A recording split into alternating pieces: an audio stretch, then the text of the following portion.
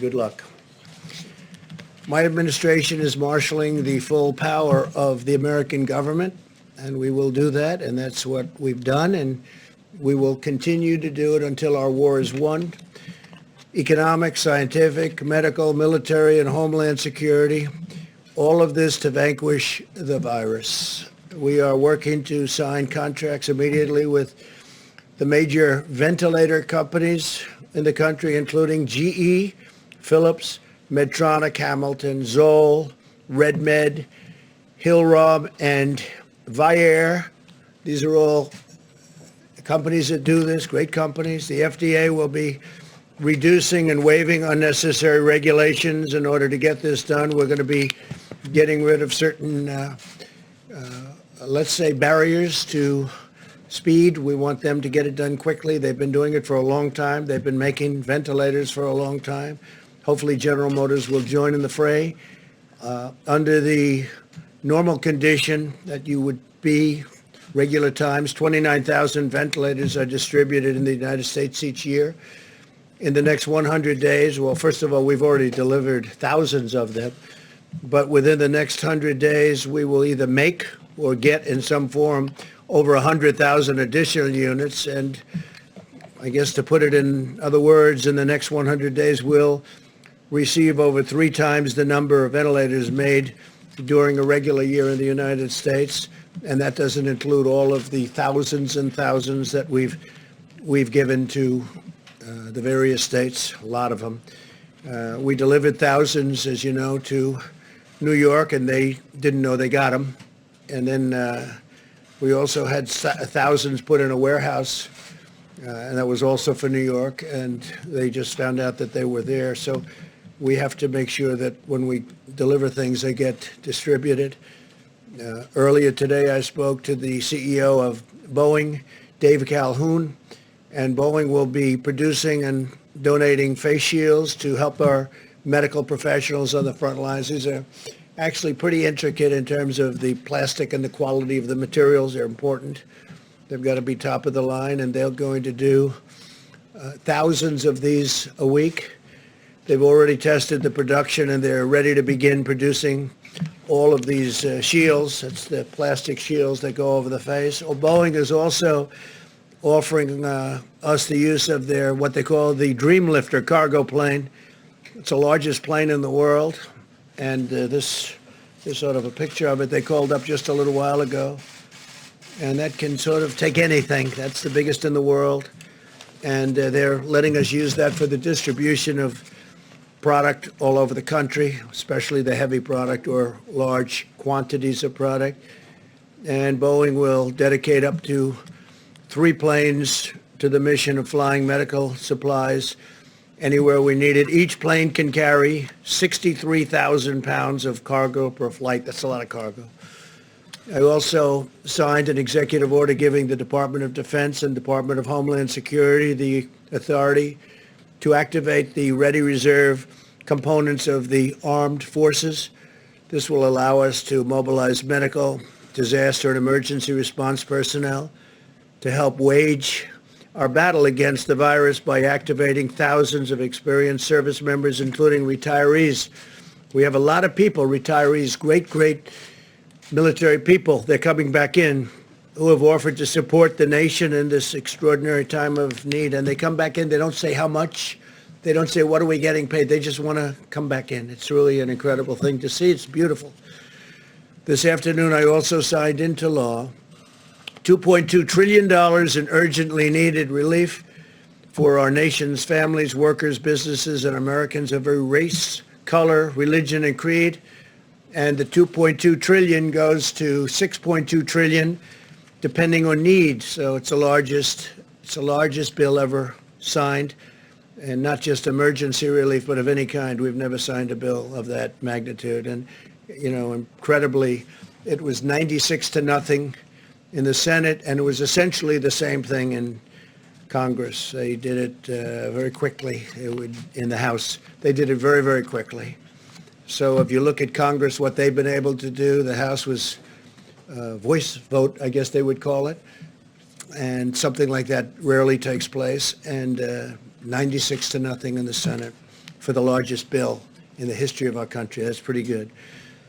And I want to thank Republicans. I want to thank Democrats for coming together for the whole of the nation. And this is a great thing, a great victory. This is going to save companies that are incredible companies, but that are going to need some help because of what happened. A month ago, they were outstanding. They were having the best year they ever had. And then we got hit. And so we'll help them out. It's thousands and millions of jobs. It's millions of jobs. And I just want to thank everybody for working so hard. And that includes the people standing with me right here.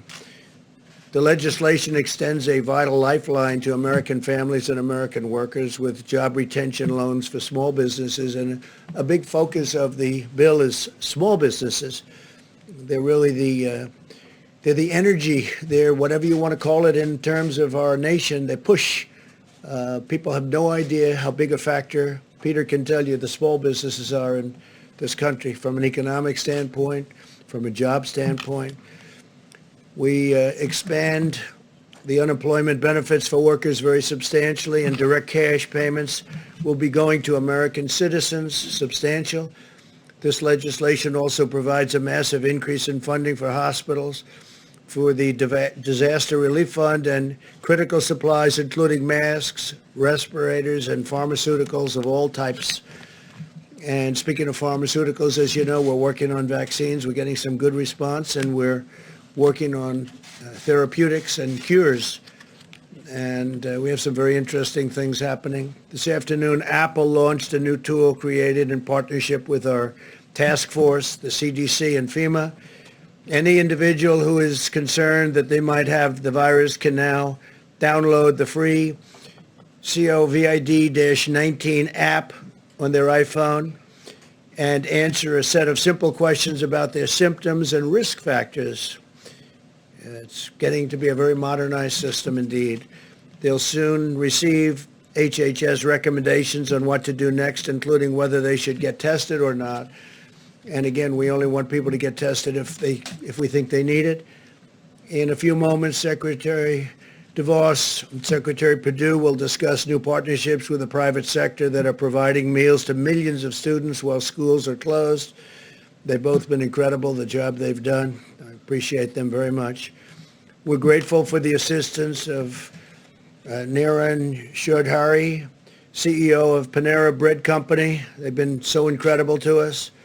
And to the people of our country, and Denton McLean, chairman of McLean Global Logistics, and they've joined us. They're on stage with me. They're going to speak.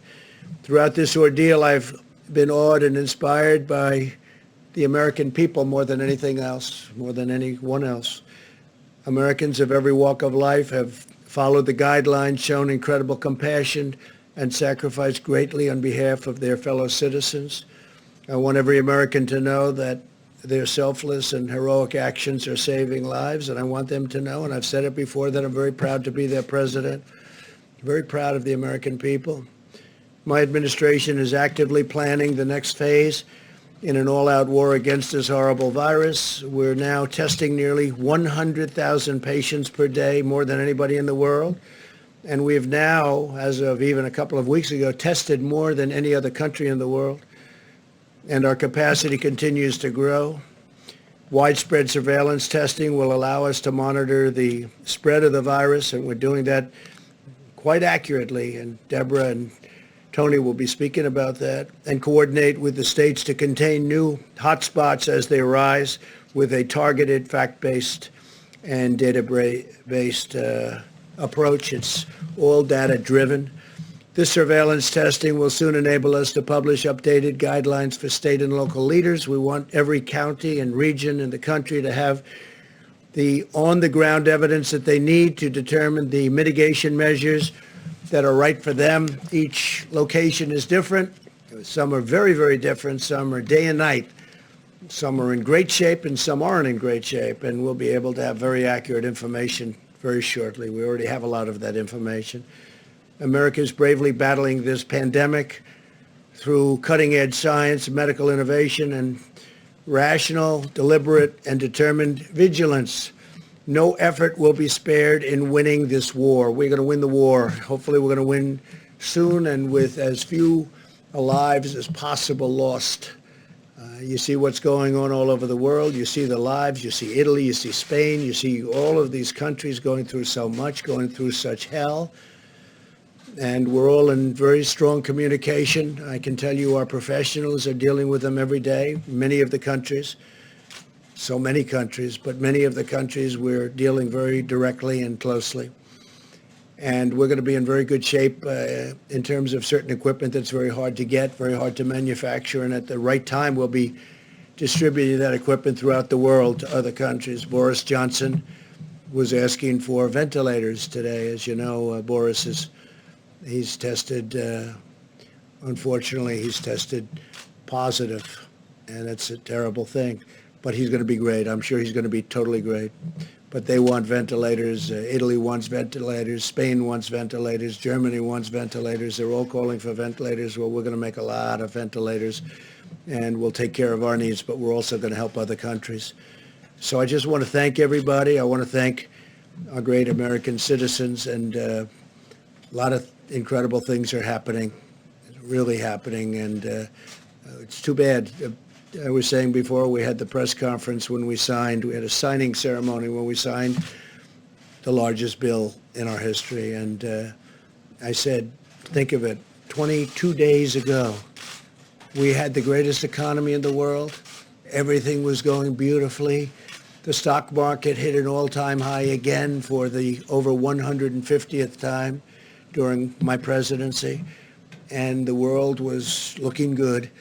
And then we got hit by the invisible enemy, and now you have countries all over the world reeling.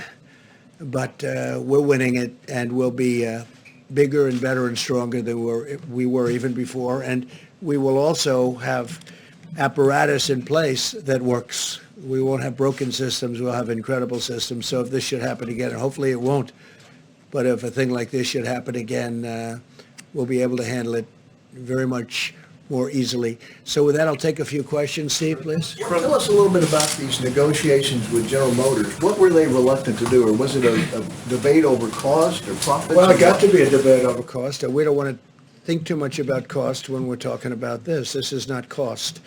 I wasn't happy where General Motors built plants in other locations over the years, not so much during my term, but they built a lot of plants in other countries. I won't name the countries, but you can imagine.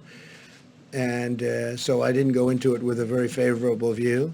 I was extremely unhappy with Lordstown, Ohio, where they left Lordstown, Ohio in the middle of an auto boom because we had 17 car companies coming in, and then they were leaving one plant in Ohio. I love Ohio, and what happens? That became the story. Not that all these plants are moving in, but that you had one plant they were leaving. And frankly, I think that would be a good place to build the ventilators, but we'll see. We'll see how that all works out. But so I wasn't too thrilled. And then we thought we had a deal for 40,000 ventilators, and all of a sudden it became 6, and then price became a big object. But Peter Navarro is going to handle that, and Peter will do a very good job. We'll see. Maybe they'll change their tune, but we didn't want to play games with them. Yeah, Mr. President, 2 questions for you. One on state quarantines and the other one on the search for treatment. The first one, over the last 24 hours, governors in multiple states, including Florida, Rhode Island, have issued quarantine orders for travelers coming from other states. Quarantine orders, yeah. And they are intercepting people on highways, at airports. They say this is at the recommendation of your administration. Is that true? And if so, why doesn't your Well, I think I'm administration going to let Tony speak to that a little bit later, but we're being very strong on quarantine. We're being very strong on people not leaving, especially certain states, and going to other states where they have less of a problem. I mean, you're hearing constantly about people leaving New York and going down to Florida. And New York obviously is a hot spot. And that's why we're building all those hospitals in New York and all those medical centers in New York. So we'll let Tony answer that. But specifically, you have to understand, we're not playing games. John? Mr. President, if I could come back to the invoking DPA. This morning you tweeted about it, and I'm told it was coincidentally not long after, which is a clean facility that makes electronic equipment, produce up to 10,000 ventilators a month, with the first ones to be delivered in a couple of weeks. So why the need after that to invoke DPA? It wasn't after, it was before. And we just were not getting there with General Motors. We weren't getting there. We're getting there with a lot of other companies, and we have the people that are doing it for me in the room right here. And we can talk to you later about it. But we have to get these people on board. We're not looking to get into a big deal on price. We're not looking to be ripped off on price. We don't want prices to be double, triple what they should be. So General Motors, we'll see what happens. But now they're talking. But they weren't talking the right way at the beginning, and that was not right to the country. If I could just follow on that, Mr. President. Last night you told Sean Hannity you didn't think that there was a need for 30 or 40,000 ventilators, yet today you basically federalized General Motors to produce tens of thousands. Well, I think there's a very good chance we won't need that many. And I think, frankly, there's a great chance that we're not going to need that many. But you know what? There are a lot of other people that are going to need them. We have countries all over the world that are friends of ours, and we will help those countries. We're in a position to do things that other countries can't. So we have sort of an interesting position. We can make them because we're going to be making over 100,000 pretty quickly. So we can make them. And if we don't need them, John, that's okay, because we can help Italy and we can help UK, Boris Johnson specifically. I mean, when I say, how are you feeling? And the first thing Boris said to me is, we need ventilators. So surplus will be Oh, absolutely. We're not going to be keeping her. All over the world, they want them, and we're in a position to make them, and other countries aren't. Okay? Mr. President, if I first can follow up on that, Governor Cuomo had said 30 to 40,000 ventilators is what he needed. He based that on the experts that were advising him. What are you basing your assessment that he doesn't need that many on? Well, if you look, and I think you can ask that question best of Deborah, but I think their estimates are high. I hope they're high. They could be extremely high. We're doing even hospitals based on pretty high estimates. You know, I'm doing them anyway. And as I told John, if we do not need them, that would be wonderful. We can help a lot of great people all over the world. We can help them live. But I think his estimates are going to be very high. We're going to see. Don't forget, we sent thousands of ventilators to New York, and they didn't know they got them. Then we sent thousands of ventilators to New York. They have a warehouse, a New York warehouse in Edison, New Jersey, which is an interesting thing. And we sent them to Edison, New Jersey. They were in the warehouse, ready to go, and New York never took them. So they knew they were there. So we have to get people lined up. But we've given them, and I'm not blaming New York. Look, this is something that's of a magnitude that nobody's ever seen before. But I'll tell you what, the federal government's done a hell of a job. So we sent thousands of ventilators to New York, and they didn't know about it at the time they were complaining. Thousands. We had 2,000, and then 2,000, and then 4,000, and they were going there in large numbers. And then before that, we sent many thousands. We want to have so many that we do have more than we need, because we can send them to other great countries, other countries that have been our friends, and they'll never be able to do it themselves. Yeah, please. Some of the governors are not appreciative of what the federal government's done, and you've suggested that some of these governors are not doing everything they need to do, like that these governors are at fault. Can you be specific? What more in this time of Well, I think we've done a great emergency job for the governors state of Washington, and I think the governor, who's a failed presidential candidate, as you know, he leveled out at zero in the polls. He's constantly tripping, and I guess complaining would be a nice way of saying it. We're building hospitals. We've done a great job for the state of Washington. Michigan, all she does is, she has no idea what's going on, and all she does is say, oh, it's the federal government's fault. And we've taken such great care of Michigan. You know the care we've taken of New Jersey. I think if you ask Governor Murphy of New Jersey, how are we doing? I think he'd say great. I think. He's a Democrat. Governor Cuomo has really said we're really doing a great job. And I saw the news conference where he was thanking the people from FEMA, the people from Army Corps of Engineers this morning. I mean, they built a hospital like in 3.5 days. And it's a big hospital in the Javits Center. And they're building medical facilities in different parts of New York. And Governor Cuomo's been appreciative. But, you know, a couple of people aren't. We have done a hell of a job. The federal government has really stepped up. What I'm asking is, what more specifically do you want the governor of Washington? All I want them to do, very simple, I want them to be appreciative. I don't want them to say things that aren't true. I want them to be appreciative. We've done a great job. And I'm not talking about me. I'm talking about Mike Pence, the task force. I'm talking about FEMA, the Army Corps of Engineers. There's no country in the world could have done what the Army Corps of Engineers has done and is doing. Now they're going in and building they're going into hotels and renovating hotels. That should be for governors to do. That should be for states to do. We have the Army Corps of Engineers so teed up and so stocked up, and they're really psyched, and they're incredible. And there's no games with these people. They're in there screaming, get it done, get it done. There's not like sitting around taking it easy. These are workers. These are incredible people. So I think the Army Corps of Engineers, when somebody, for political reasons, wants to blame, I view that as blaming these incredible people. Nobody's ever seen it. I don't know if you've been to the Javits Center. Now, I've seen it. I would love to go there, but with all that we're doing, we will be tomorrow at the hospital boat. We have this incredible hospital boat. It was supposed to be ready in 3.5 weeks because it's under maintenance, a big maintenance contract. We were able to get it done quickly. We were able to stock it up to the top. And it's leaving tomorrow at 2 o'clock. It's leaving Virginia. It'll be in New York on Monday. Weeks ahead of schedule. I think even the media, I think the media and governors should appreciate it. And I have to say, the media's been pretty good, and the governors have been really good, except for a couple. And with them, it's just political. How's Trump doing? Oh, well, I don't know. Let's blame. Because we have done a job the likes of which nobody's seen. So it's the words they're saying that you're concerned I about. think they should be appreciative, because you know what? When they're not appreciative to me, they're not appreciative to the Army Corps, they're not appreciative to FEMA. It's not right. These people are incredible. They're working 24 hours a day. Mike Pence, I don't think he sleeps anymore. These are people that should be appreciated. He calls all the governors. I tell him, I'm a different type of person. I say, Mike, don't call the governor of Washington. You're wasting your time with him. Don't call the woman in Michigan. Well, it doesn't make any difference what happens. The governor of Washington? No, you know what I say? If they don't treat you right, I don't call. He's a different type of person. He'll call quietly anyway, okay? But he's done a great job. He should be appreciated for the job he's done. Yes, ma'am. Given that older Americans are advised to stay at home and avoid travel, is it absolutely necessary for you to go to Norfolk, Virginia tomorrow to wave goodbye to the ship? No, but I have spirit for the country. We have sailors, we have doctors on that ship, we have everything. I'm not going to be jumping around in a huddle. But, yeah, I think it's a great sign. The President of the United States, they got a ship out of maintenance, completed all the work in a fraction of the time. It was supposed to be there for 3.5 additional weeks. So they got it done, and it's in great shape. And they're sending it up. So the answer, it's a good question. It's a fair question.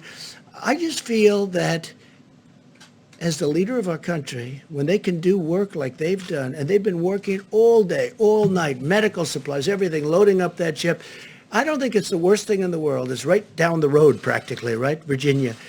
And I think it's great if I go to Virginia. I guess I can take helicopter or plane. It's like a tiny trip. And I think it's a good thing when I go over there and I say thank you. It doesn't mean I'm going to be hugging people, and it doesn't mean that I'm going to be shaking people's hands and everything. But I think it sends a signal when the president is able to go there and say thank you. So, we'll be careful. Peter? Mr. President, on the stockpile of supplies for a pandemic, yesterday from the podium, you blamed your predecessor, saying that when you arrived as president, you said, quote, "We took over an empty shelf." You've been president now for more than 3 years.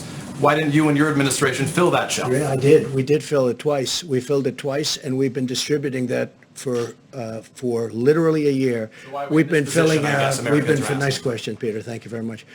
We've been filling it out, and we've been filling that stockpile many, many times. It's been filled many, many times. And now what we're doing is something different, because I think it's better. We'd fill it, so it comes from wherever the point of manufacture or whatever is. We fill it, and then we go, now it's full, now we take it and we distribute it around. Now what we're doing is we have an emergency. We're saying, go direct, go direct, go direct. We fill it only where necessary, but now we're trying to go direct. So they drop it off in New York, or they drop it off in Michigan, they drop it off in Virginia, wherever it may be, Florida. Well, Florida's getting a lot of things. And we're finding it's a much better system. But we've filled and we've stockpiled many, many times. Yeah, we ended up with an empty shelf. Yes, please.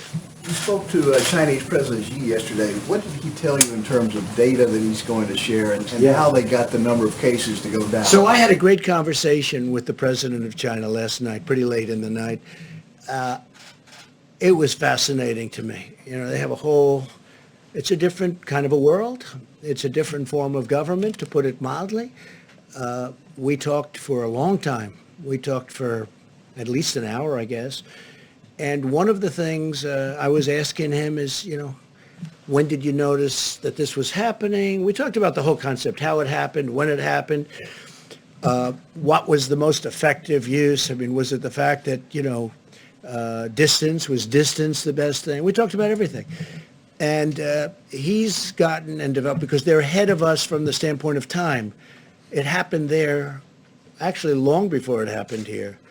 By the way, it would have happened here a lot sooner had we not kept those people out, the Chinese people coming over to the country, had we not kept them out. But we talked about it because he's had additional experience of having been much earlier.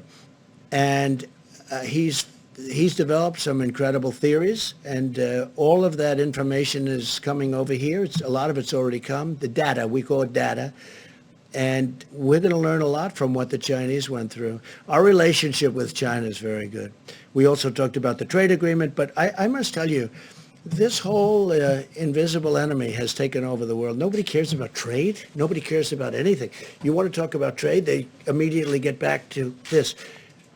So we really did. We talked about trade. They're starting to buy very heavily from the farmers under the agreement, under the trade deal that we just signed. But honestly, me, all of us, everybody's talking. You turn on television, you read the papers, it's all about this. And you know what? It probably should be mostly about this. It's hard to talk about, hey, how you doing with buying from the farmers? They have started very, very large buying, as you probably have read. But what we really focused on was this. I also said, how have you done with cures, and how have you done with respect to vaccines? We discussed that. And, they're doing like we're doing. They're working on it very hard. They think they have some interesting things have been determined, and we'll see what happens. But we talked a lot about vaccine. We talked a lot about possible cures. How good would that be? I mean, that's game changer. So we'll see. And by the way, we have various things happening right now having to do with cures and vaccines, and I think we're doing very well, especially in the vaccine thing. I think we're very close. But as Tony will tell you, that's a long testing process. So we'll see what happens. You to suspend tariffs. He never asked me to suspend tariffs. No, we're taking in billions of dollars. He never did ask me that. John? Mr. President, on Monday will be the end of the 15 days to slow the spread of the virus. Do you expect that you will simply renew the guidelines, or do you expect that there could be some modification to this? So, John, I'll be sitting down with this brilliant woman and this brilliant man, and lots of brilliant people that work with them, I think, right, Deborah and Tony? And we'll be sitting down on Monday or maybe Tuesday, depending on which is the best for everybody, and we'll be making that determination. Okay, we'll be making it. Any And early by the way, indications? obviously, we're not doing it for New York. You see, New York is just coming into this really heated situation. We're building a lot of things in New York right now that nobody thought would ever be building. A lot of things are happening in New York. So obviously, but we are talking about possibly other parts of the country which really aren't affected to any major degree. Or maybe we won't do that, because maybe at the advice of a lot of very talented people that do this for a living, they won't want to do that. They won't want to expose anything. They want to do it all at one time. These are the kind of things we'll be talking about. So for people at home who are wondering, how long are we going to have to live like this? What advice would you give them? Well, it depends. We do want to flatten the curve. We want to see that curve start heading down in the other direction at a minimum. And we really have to talk about areas of the country that have not been affected, or certainly have had a very small effect. And we'll see. I certainly want to get it open as soon as possible. I don't want it to be long, but we also want it to open safe. Otherwise, what did we do? So could it be months? I hope not. I hope it's going to be sooner. I hope it disappears faster than that. I really think that the people of our country have done a great job. Last night I was watching, and I'm looking down Madison Avenue and Fifth Avenue. John, there were no people in the street. I mean, normally you wouldn't be able to see the sidewalk. There'd be cars all over. It'd be like rush hour stuff. I'm looking at it, and I'm saying, I can't believe it. There are no cars. There are no people. There wasn't one person on Fifth Avenue walking down the street. I've never seen that before. I guess maybe at 1 o'clock in the morning, 4 o'clock in the morning maybe, but I've never seen that before. The people have been incredible. They've really been, when you talk about distancing, social distancing, I mean, we don't have a law. We're not going to put them in jail, and yet they're really, I think there's two things. Number one, they are afraid. And number two, they really are wanting to win this thing. Yes, please. I wanted to ask you about United Airlines said today that they're worried that there's not enough money for them in the $2.2 trillion bill that you just signed, and that at the end of the sort of aid period, which would be the end of September, where the restrictions on layoffs come off, that they could be seeing significant layoffs. Sure. And so I was wondering what your reaction to that was, and what the administration might do to prevent. So yeah, sort sure. of- It's a good question. We have brilliant people. We have a tremendous amount of money, and we have brilliant people that I'm taking from Wall Street with Secretary Mnuchin, who's done an incredible job, a brilliant guy. I'm taking from Wall Street people that I've known, that you all know, the top people in the world. They don't want money. They don't want, I mean, will they get something? I guess maybe they'll get, who knows, peanuts, what they want compared to what they would normally get. I'm taking the smartest, the most brilliant people in the world in finance, and they're going to be dealing. I'm not going to hire somebody that's never done it, that's a political person or anything else. We're getting the most brilliant financial minds in the world. I know all of them. You know all of them. I mean, you read about all of them. I guess some you don't read about, and they're probably the smartest of them all. But the fact is, we're taking these brilliant people, and they'll be dealing with United, and they want to help. Look, the airline business, I'll tell you right now, the airline business has always been a tough business. It's always been a very tough business, tough to make money with. It's got every barrier you can have, that business has. But for our country, it's very important. We have to take care of our country. We need the airlines to stay. It's also big for jobs. So we will be able to handle United, and we'll be able to handle Delta, and we'll be able to handle all of it. We have plenty of money. Now, will we end up owning large chunks, depending on what these great geniuses decide, along with the executives of the different companies? You know, it's possible. And they'll make a better deal on the loan, but the taxpayer will then end up owning a big chunk of companies. As an example, Boeing. Boeing, until a year ago, was the greatest company, I think, in the world by far. There wasn't anything close. I believe it was 1% of GDP, okay? Think of it. One company, 1% of GDP. It was flawless. Then it had the problems, and then it had on top of it this whole thing with the virus. So Boeing will probably need a hand, and we're going to bring Boeing back to health. But we have the smartest people in the world. We have the smartest, I don't even know if you know that. I think this could be the first time you've heard it. People like Larry Fink we're talking to, and that's BlackRock, and we have, you know, the smartest people. And they all want to do it. They all, I mean, this to them, they love this country. They all want to do it. So we're speaking to people like that, and they'll be able to work it out. I guess my question is, there's probably a tension between bringing companies back to economic health and protecting people's jobs. I'm wondering if you're going to intervene and ask Treasury Secretary. No, I think they're the Mnuchin same thing. I mean, you know, bringing people back to health and protecting people's jobs. To me, and I'm okay at this stuff, that's the same thing. I'm in a much different position as president than if I were an investor or something. But I want to bring them back to health because I want to preserve their jobs. But I also want to preserve airlines because that's preserving lots of other jobs. That's preserving the travel and leisure industry, which is perhaps the largest industry in our country if you add it all up. You add up all the hotels and all the traveling and all the planes and everything else, probably by far the largest industry in our country. So saving the airlines is very important. And the airlines were all doing well. You know, the airlines were doing record business a month before this, today, let's say.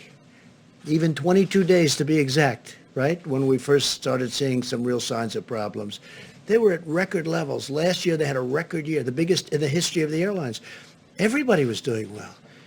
I mean, I was presiding over the most successful economy in the history of the world.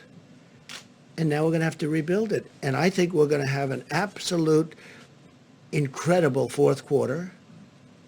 You know, maybe it's slightly after that, to be honest. But it's going to be in that time period. As soon as we get rid of this, I think we're going to have an explosion upward. It's going to be incredible. Please. Mr. President, Florida Governor Ron DeSantis has issued some of the fewest restrictions in the country, yet Florida has the highest percentage of elderly in the country. That's true. Do you believe Governor DeSantis is handling this well? Do you have I do, confidence? because he's a very talented guy. He's a very good governor. Everyone loves him. He's doing a fantastic job for Florida. He was not happy with the people coming down from New York. You know, they're flying down from New York, and he had a state and has a state with, you know, obviously a lot less problems. Florida's been doing really well in the sense of testing. The testing has shown much better results. I mean, they'll talk to you about that later. But no, he was very unhappy with the people coming down from New York, and I understand that. No, Ron's a very tough guy. He's a great governor, and I have tremendous confidence in him. And, you know, he had the beach situation. He resolved that. He will get it all resolved. Yeah, please. I have two questions, Mr. President. First, yesterday in your letter to the governors, you said that you want to categorize certain counties of high risk, medium risk, and low risk. Practically speaking, how are you going to enforce that? How can you stop people from You have high to go risk, louder. for example? You have to speak louder. Sorry. How are you going to stop people from going from high risk areas to low risk areas? In your letters to the governors. We have some very, very strong restrictions, but you're right. I don't like it. So we're seeing how it works. The data is coming in on Monday and Tuesday, and we're going to see how it looks. But, you know, can we go to a tougher level? We can, but that causes other problems. We're going to see, and we'll be reporting back very shortly after my meetings with Tony, Deborah, and others that we're going to be meeting, and our vice president. We're going to be reporting back to the media, okay? Please, corner. Thank you. Hi, Mr. President. Owen Jensen with EWTN News. Yes. Millions of school kids across the country are home, including my own, bored, restless, learning a little bit online, but it's better in the classroom. You know that. Yeah. And my kids, they're crawling the walls and climbing the walls, and my wife is about to lose it. Right. So many of them are watching right now. What would you say to those kids right now? Elementary school, middle school, high school. What would you tell them right now who are watching from home? I would say that you are a citizen of the greatest country anywhere in the world. And we were attacked like nothing that's happened possibly since 1917, many, many years ago. We were attacked. And we're winning the battle, and we're going to win the war, and it's not going to take, hopefully, that much longer. But we have to win the war. And I would say that they have a duty to sit back, watch, behave, wash their hands, stay in the apartment with mom and dad. They look like they're lucky to have you as a father. And just learn from it. But, you know, the young people have been tremendous. Some of them are very happy not to go to school. You understand that. Perhaps yours, perhaps not. But we have literally had no problem. But again, they should just sit back and be very proud of our country because we're doing it for them. You know, ultimately, we're doing it for them more than anything else, if you think about it. The other thing that's nice, and the one thing that has come out, and I learned this, again, it was reaffirmed by President Xi last night in my conversation. The young people are really, it's an incredible phenomenon, but they are attacked, successfully attacked, to a much lesser extent by this pandemic, by this disease, whatever they want to call it. You can call it a germ, you can call it a flu, you can call it a virus. You know, you can call it many different names. I'm not sure anybody even knows what it is. But the children do very well. It's almost the younger they are, the better they do. I guess the immune system is, sadly for some of us, their immune system is stronger. But actually, I'm very happy about that. But they have been attacked, for instance, the Spanish flu. And if you look at the H1N1, the swine, if you take a look at the swine flu, which was, as you know, not so long ago, that attacked very strongly young children, kids, middle-aged people, everyone. Age is a factor here. So your children should be in good shape. But just tell them to be very proud of the country, okay? Just to follow up real quickly, when does the risk become an acceptable one to allow people to go back to their lives? Maybe Well, we're Dr. going to make that Fauci- determination. And you're going to have something to do with that. And look, we're going to be guided also. You have some real strong feelings. The media, I'll tell you what, the media generally, I mean, I've impressed, a lot of the media has been fair. I'm not used to fair treatment in the media. I don't know. I don't know how to handle it. But the media has really been, overall, I think the media has been pretty fair. Some not. I mean, I could tell you who, but what's the point? But the media has really been fair. I mean, they view this as we're all in a problem together and we're going to win. We're going to win. Please. Yes, thank you, President Trump. New York is currently the epicenter of the outbreak in the U.S. with about half of the cases. Yeah. Yesterday, Kellyanne Conway laid a lot of the blame for that on the mayor, pointing out that he told people to go about life as normal and he resisted closing schools and businesses. I'm wondering if you agree, and also if I could ask you your thoughts on the stimulus bill preventing aid to your businesses. Do you think that's fair, and what are your thoughts on that? Well, that's not happening. I mean, I think they wrote us out, and that's all right. But that's not happening. As far as the mayor of New York, I'll be honest, I didn't know him well. He and I are obviously opposite persuasions, and we would go at it, but we didn't, I don't know if we ever spoke other than to maybe say hello a couple of times. I did down at the World Trade Center Memorial once a long time ago. So I've spoken to him a lot, Mayor de Blasio, and we've really had incredibly productive discussions. I've gotten him a lot of people. We've gotten him a medical center. He's asked for, at Elmhurst, I know Elmhurst Hospital very well. I mean, that was an area of Queens that I grew up in. And boy, you talk about an epicenter. That's really the epicenter of the epicenter. That's really something. We talked about it because that was, very close to where I grew up. And knowing it, being so familiar with it, it's incredible to see where they have the trucks. I don't have to go into great detail, the refrigerated trucks coming up, and I've never seen anything like it. I've spoken with Mayor de Blasio a lot in the last week. We've helped him, I think, a lot. And I've really gotten to like him. I get along with him very well. Now, he wants us to do certain things, and we've produced. I mean, today I spoke to him with the Secretary of Defense, Esper, and we had a great conversation, and we're helping him get some of the things he needs. I don't have to go into great detail, but he's very happy about what we were able to do for him today. And he's like us. He's working very hard. But I can't say anything bad about Mayor de Blasio. I mean, my relationship with him over the last couple of weeks has been excellent, and we've done a good job for him too. Yeah. On the governors, please. There's been a lot of talk about ventilators and PPE and that kind of thing, but what about hospital capacity? And are you, prepared for the stories So we're that are doing going that. to Great come? question. We're increasing capacities.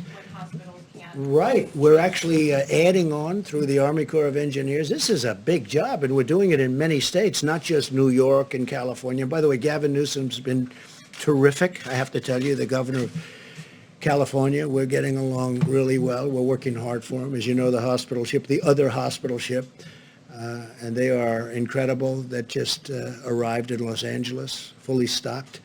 But Gavin Newsom has been really good, and so many of the governors have been good. And these are governors that I've been fighting with about different things for a long time, the forest fires in his case, and the border, and all sorts of things. And here we are, getting along very well. So, and I appreciate his nice words. I really do. I really appreciate it. And the people with me appreciate it. Do you have another question? Well, I was going to say, on the issue of hospital capacity Yeah. and beds and So, being able to yeah, treat good- people and good not question. have them die because they can't have a hospital. Yeah, well, I mean, look, we just started this, we were just notified, and some of the governors have asked us to build hospitals through extensions, through portable hospitals, through things, and, normally this, in all fairness, this is done normally through local government. We don't go into cities and expand a hospital that's existing, but we're doing it now because we really are equipped to do it. We have incredible people, and we're expanding hospitals. We're building many portable hospitals, not only Javits Center, where you have 4, plus you have 4 medical centers, but we're doing it in New Jersey, Governor Murphy. We're doing it in other states. We're doing it in California. We're doing some in the state of Washington, despite the fact that I'm not appreciative of the way the governor speaks. We're doing it in a lot of different locations, and we're doing a lot of expansions. We're also taking over buildings, and the city will go in, or the state usually will go in, take over a building, and we go in and equip it and make it so that it's now hospital functioning. They call it hospital functioning. We're doing a lot of that. Again, this is normally done by governors and then give it to the city to do. You bring it into the point. But we're doing a lot of that, and they're doing a great job, mostly done by the Army Corps of Engineers and FEMA. Couple questions on those governors. You and your team obviously have had classified briefings on the pandemic, I assume, for a while now. Were the governors included in those briefings that you would have got in January and February? When did you warn the governors, as you would have had the information first? Yeah, well, they say I had classified briefings a long time ago, which wasn't true, but we've had briefings, and as I know it, the governors have also had many briefings by the federal I guess, to government. tell them this thing was coming. This was a... Oh, I think a we bullet. knew. I think we knew for a while. But if you take a look, I was the first one to say to China, and I have great respect for China. I will tell you that. But I was the first one when they had the problem to say you can't come in. And if you go back, that's a long time ago. So if I can follow up. Mr. President, on this question of ventilators, I understand you have a question whether or not New York needs as much as they want. Governor Cuomo is saying 21 days from now. Here's what we're going to have. Are you ready? We're going to have more than we're manufacturing a lot of them now. We're accumulating a lot. We're taking a lot through the act. We're taking a lot. We're actually taking them. And we're going to have, in a very short period of time, and Peter's doing it along with some very talented people, some really talented people. It's very impressive, actually. But we're actually taking a lot. We're going to have plenty. And if for some reason, John, if for some reason you're going to need even more, we're going to be prepared. As an example, we've given out thousands and thousands, which I think you'll know. We accumulated thousands. We give them out. But we right now, I think in the stockpile, we have over 10,000. The reason we don't want to distribute that is for exactly what you're saying. If there's a mad rush in New York or maybe in Louisiana or maybe someplace else, we don't want to have given out all of those units, the ventilators, and then in those sections, we give them to Iowa, but they didn't have a problem in Iowa. We give them to Idaho. We give them to lots of different places. And now we have to try and get them back, which is never easy to do. Here's my question. No, John, what I'm saying is this. We are prepared for things that nobody has any idea that would be prepared. And you know what? When I took this over, it was an empty box. We didn't have testing. We didn't have anything. We had a broken system there. We had a broken system with stockpiling. We had a lot of broken systems. And I'm not just blaming President Obama. You go long before that. But in all fairness to all of the former presidents, none of them ever thought a thing like this could happen. But we have right now 10,000 ventilators in stockpile. We are ready to go with those ventilators. What we don't want is where we distribute the ventilators like we did in New York and they didn't need them or they didn't know or they didn't use them. If we need them in New York, we're going to have plenty. Now, we're getting a lot of ventilators in the next short period of time. A lot of ventilators are coming in the next short period of time. We're manufacturing. We went to all of the companies. I read their names. We went to all of those companies. They are going to go, I would say, round the clock, Peter. Is that right? They're going round the clock. Is 100 days fast enough, like you said? Is that fast enough to get 100,000? Because some of these Let's people put need it this 3 way. weeks. Let's put it this way. We've distributed thousands and thousands already. Normally, these would be bought by states, just so you understand. Normally, these would be bought by governors. They were, I don't want to say unprepared, but nobody was prepared for this. What we've done, nobody can even imagine. And by the way, I've had governors tell me, including Democrat governors, they said, we can't believe you've been able to do this. And you go to other countries, and we're not only competing against states, because we don't want to compete against states. We've had a couple of cases where states were buying, we were buying, and I said specifically, because I heard about it, pull back, let the state buy it. Immediately, the price goes way down, and they end up buying it. But we're also competing against many countries, because many countries need the ventilators. That's why I want to build more if possible. John, maybe we'll take one more question. The question I was building up to is are you able to guarantee, to assure these states, these hospitals, that everybody who needs a ventilator will get a ventilator? So here's what I'll tell you. I think we're in really good shape. This is a pandemic, the likes of which nobody's seen before. I think we're in great shape. I think that, number one, we've distributed, ventilators is a big deal. We've distributed vast numbers of ventilators, and we're prepared to do vast numbers. I think we're in great shape. I hope that's the case. I hope that we're going to have leftovers so we can help other people, other countries. Everybody who needs one will be able to get a ventilator. Look, don't be a cutie pie, okay? You know, everyone who needs one. Nobody's ever done what we've done. Nobody's done anything like we've been able to do. And everything I took over was a mess. It was a broken country in so many ways other than this. We had a bad testing system. We had a bad stockpile system. We had nothing in the stockpile system. So I wouldn't tell me what being a wise guy. Go ahead. Mr. President, you signed a bill today the size of which could choke an entire herd of horses. And before you even had a chance to put pen to paper, people were already talking about the need for phase 4. Yeah. Do you see a need for phase 4, and where do you think the priorities would lie? There may be something where we're going to have to help. Recently, as today, and your own health officials have said that any treatments that we use for coronavirus should be scientifically demonstrated to be effective. But at the same time, you've said that chloroquine, as an example, could be used as a cure very soon. So is the WHO and your health officials wrong on this point? Are they... So hydroxychloroquine, which is supposed to be the better of the two, seems to have some good backing. We're going to see. Look, Governor Cuomo, we've given him 10,000 units. It's a lot. And they're testing it. It's a malaria drug. It's also a drug for arthritis. But and it's phenomenal for those two things, as you probably know, especially for malaria. But we're going to find out soon. I hope it works. There are signs that it could be doing well. They are testing 10,000 units. It's a lot. And I tell you what, I want to thank the FDA because they approved it immediately. Based on the fact that it was already out for a different purpose, they approved it immediately. So, look, hydroxychloroquine is a very powerful drug for certain things. And it's a very successful drug. There's reason to believe that it could be successful here. Now, the reason I disagree with you, and I think Tony would disagree with me, but the reason I disagree with you is that we have a pandemic. We have people dying now. If we're going to go into labs and test all of this for a long time, we can test it on people right now who are in serious trouble, who are dying. If it works, we've done a great thing. If it doesn't work, we tried. But this is not something that's going to kill people. So we can go in and we can test, or we can take our time. When I was with the FDA, they indicated that, well, we'll start working on it right away, and it could take a year. I said, what do you mean a year? We have to have it tonight. If we don't have it tonight, I want to test it immediately because it's on the market in a different form. So we know that. So from a safety standpoint, at least, we know that. But you're talking about giving it to people who in many cases are dying. So we want to do it the way. This is sort of like right to try. We got right to try approved.